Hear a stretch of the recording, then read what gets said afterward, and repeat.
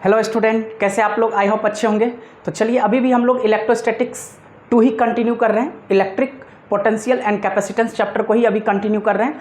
और आज के लेक्चर में बेसिकली हम लोग देखने वाले हैं potential energy due to a system of 2 point charge. That means अगर हमारे पास कोई भी 2 पॉइंट चार्ज का सिस्टम है तो उसके चलते हम पोटेंशियल एनर्जी को कैसे फाइंड आउट करेंगे, उसको आज हम लोग आज के लेक्चर में बेसिकली ड्राइव करके देखने वाले हैं। और ये बहुत ही ज़्यादा इंपॉर्टेंट टॉपिक है क्योंकि अक्सर सीबीएसई में जो है ये 2 मार्क्स का क्वेश्चन डेफिनेटली आता है। तो हम यहाँ पे लिख भी देते हैं कि 100% ये जो है सीबीएसई में कितने मार्क्स में पूछा जाएगा, 2 मार्क्स में पूछा जाएगा।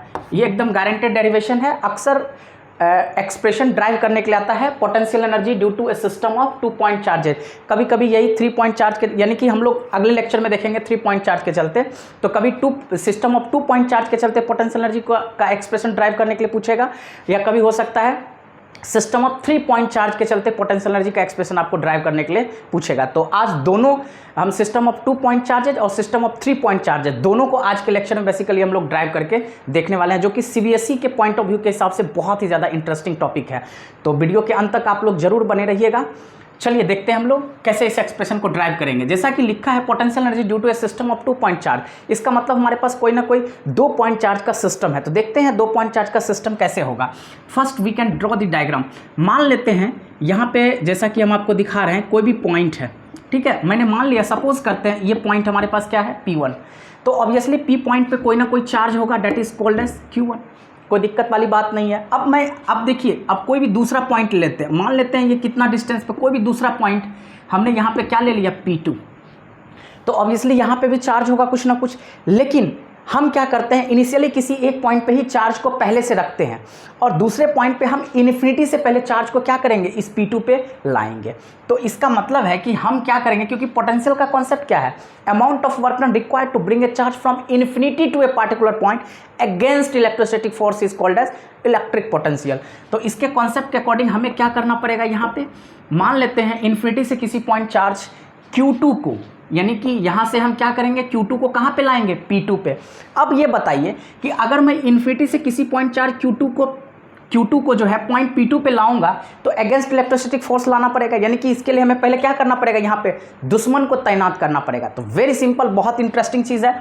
यानी कि Q2 को इन्फिनिटी से P2 पॉइंट पे लाने से पहले मुझे क्या करना पड़ेगा, Q1 को कहाँ पे लेके आना पड़ेगा, P2 पे लाना पड़ेगा। तो वेरी सिंपल, अगर मैं Q1 को P1 से P2 पे लेके आऊंगा तो इसके कारण पोटेंशियल क्या हो जाएगा, V1, जैसा कि ऑलरेडी हम लोग जानते हैं electric potential due to a point charge. तो चलिए देखते हैं हम लोग डायग्राम आपका। अब देखिए रेस्पेक्टिव डिस्टेंस, अगर मैं 1 से लेकर के 2 पे आऊंगा तो रेस्पेक्टिव डिस्टेंस R ऑफ क्या हो जाएगा हमारे पास, 1 2। वेरी सिंपल, तो आप यहाँ पे लिख सकते हैं, देखिए सबसे पहले Q1 इनिशियली कहाँ पे है, रेस्ट पे, तो हम यहाँ पे लिख सकते हैं as V no date.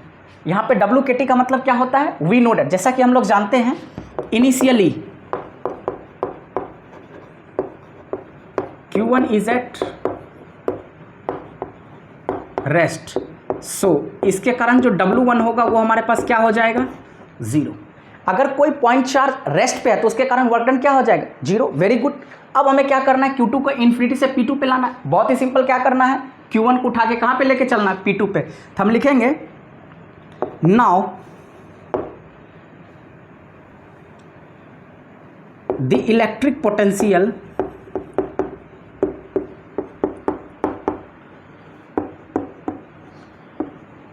Due to the point charge Q1 to the point P2 will be। That means हम यहाँ पे क्या कर रहे हैं, Q1 को P1 से कहाँ पे लेकर के जा रहे हैं, P2 पे। तो इसके कारण पोटेंशियल क्या होगा, तो as per the concept of electric potential due to a point charge, मैंने लिख भी दिया the electric potential due to the point charge Q1 to the point P2, यानी कि Q1 के चलते कहाँ पे निकालने पोटेंशियल, P2 पे। तो सिमिलरली हम सिंस हम लिख सकते हैं, सो V1 इज इक्वल टू हमारे पास क्या होगा, electric potential due two point charge क्या होता है, 1/4 pi epsilon not Q1 upon में R। तो R हमारे पास क्या है, क्योंकि हम P1 से कहाँ पे लेकर के जा रहे हैं, P2 पे, तो रेस्पेक्टिव डिस्टेंस हमारे पास क्या है, R ऑफ 1 2। Very simple. अब ये बताइए कि Q1 को ऑलरेडी मैंने P2 पे लाकर रख दिया, तो ऑलरेडी अगर मैं Q2 को इन्फिनिटी से P2 पे लाऊंगा तो इससे पहले दुश्मन यहाँ पे तैनात है, तो ये Q1 क्या करेगा, इसको रिपेल करने का काम करेगा। तो अगेंस्ट इलेक्ट्रोस्टैटिक फोर्स Q2 को जो हम इन्फिनिटी से P2 पे लाएंगे, तो इसको लाने के लिए जो amount of work done requirement है, यही मुझे क्या देगा, एक तरह से वर्क डन देगा, या हम कह सकते हैं पोटेंशियल एनर्जी देगा। वेरी सिंपल, वर्क डन और potential energy both are same. तो हम यहाँ पे क्या लिख सकते हैं, now the work done required to bring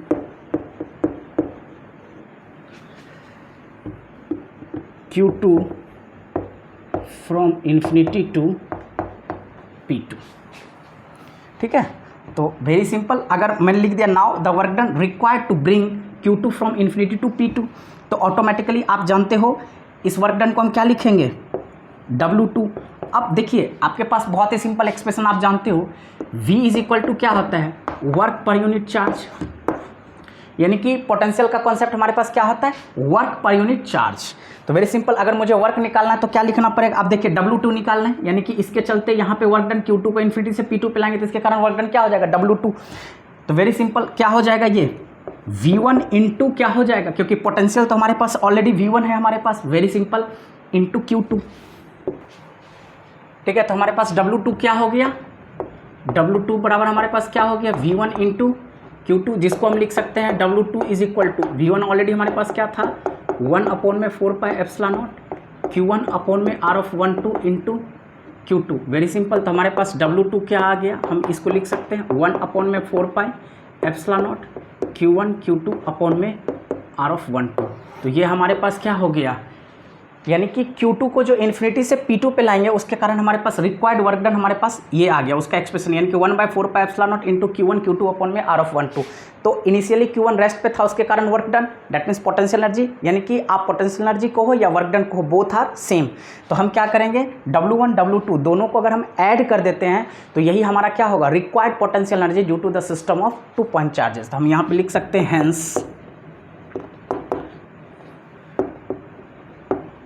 the required, short form हम लिख देते हैं पोटेंशियल एनर्जी को, क्या लिख सकते हैं, PE, hence the required potential energy due to the system of 2 point charges will be. तो पोटेंशियल एनर्जी को हम क्या लिखेंगे, U बराबर हमारे पास क्या हो जाएगा, W1 प्लस W2। तो विच इज इक्वल टू हम क्या लिख सकते हैं, 0 प्लस 1/4πε0 Q1 Q2 अपॉन में R(1)2। तो दिस इम्प्लाइज U बराबर हमारे पास सीधे क्या आ गया, 1/4πε0 Q1 Q2 अपॉन में R(1)2। तो ये हमारा क्या हो गया, हैंस प्रूव्ड, यानी कि ये हमारे पास क्या आ गया, रिक्वायर्ड एक्सप्रेशन आ गया, potential energy due to the system of 2 point charges. Very simple, I hope आपको बहुत अच्छे समझ में आ गया। U इज इक्वल टू क्या आ गया हमारे पास, 1/4πε0 Q1 Q2 अपॉन में R(1)2। अब देखिए हम लोग देखेंगे पोटेंशियल एनर्जी का ही एक्सप्रेशन देखेंगे, लेकिन due to system of 3 point charges. चलिए देखते हैं potential energy due to a system of 3 point charges. जैसा कि मैंने ऑलरेडी बता रखा हूँ, ये भी CBSE में 100% 3 मार्क्स या 2 मार्क्स में पूछा जाता है। आइदर 2 पॉइंट चार्जेस का 2 पॉइंट चार्ज के सिस्टम के चलते पोटेंशियल एनर्जी का एक्सप्रेशन पूछेगा, या फिर 3 पॉइंट चार्ज के चलते।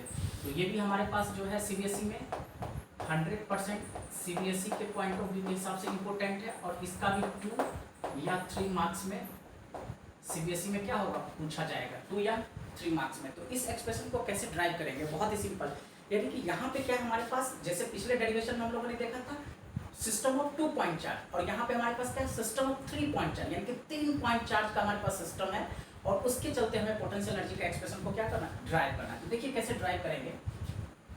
अब मान लेते हैं हमारे पास, देखिए इसको कैसे ड्राइव करना है, बहुत ही सिंपल है। एक पॉइंट हमने ले लिया, ठीक है, और ये दूसरा पॉइंट हो गया, और एक हमने यहाँ पे ले लिया तीसरा पॉइंट, यानी कि हम लिख सकते हैं यहाँ पे पॉइंट P1, पॉइंट P2 और पॉइंट हम क्या लिख सकते हैं, P3। आपको दिख रहा होगा आई होप, बहुत ही सिंपल। मैं थोड़ा यहाँ पे बड़ा लिख देता हूँ, पॉइंट 3, यानी कि point P1, point P2, point P3। Very simple.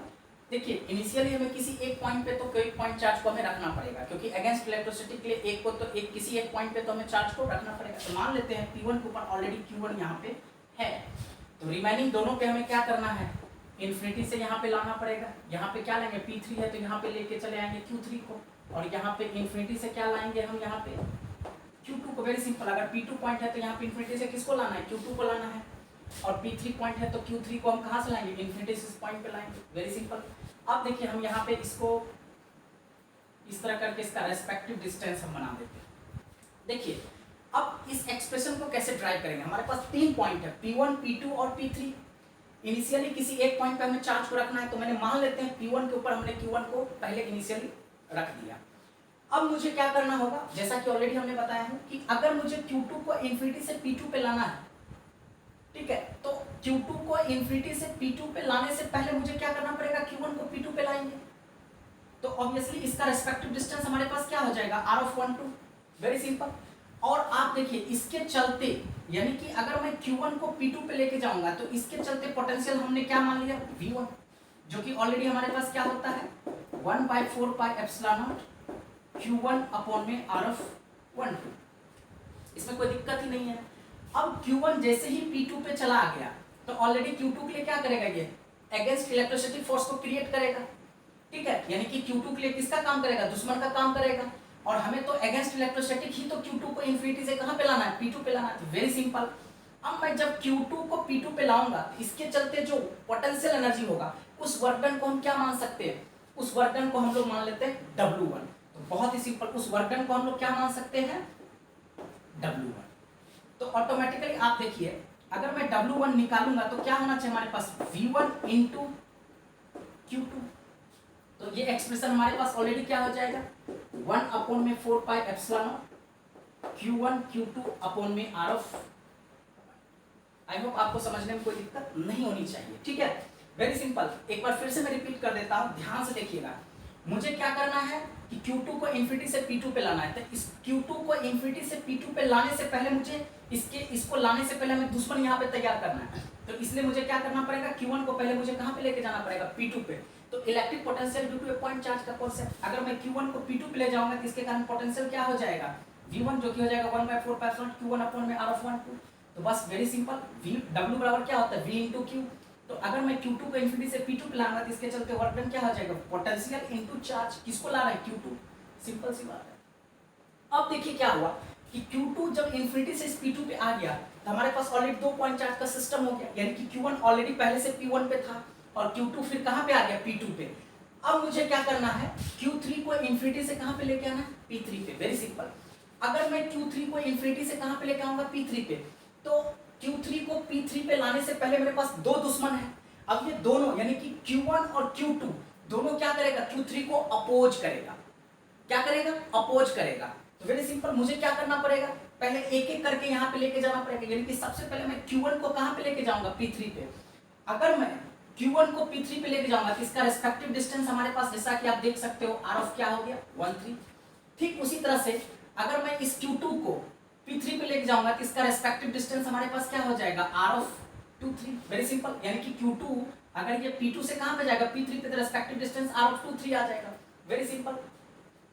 अब जब मैं Q1 को P3 पे लेके जाऊंगा तो इसके कारण पोटेंशियल हम क्या मान सकते हैं, V2। Very simple. तो पोटेंशियल बराबर फॉर्मूला क्या होता है, 1/4 पाई एप्सिलॉन नॉट, किसको लेके जा रहा हूं, Q1 को।